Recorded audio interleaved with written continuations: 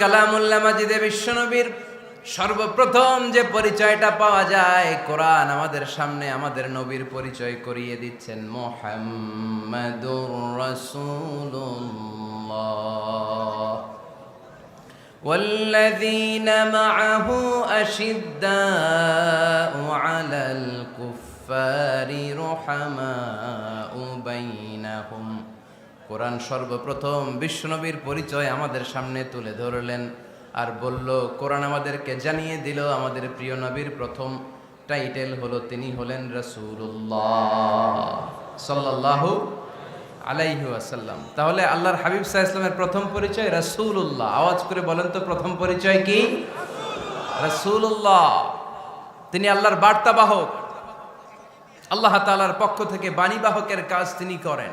কিন্তু আমার নবী এতটাই বিনয়ী ছিলেন, এতটাই হাম্বল ছিলেন,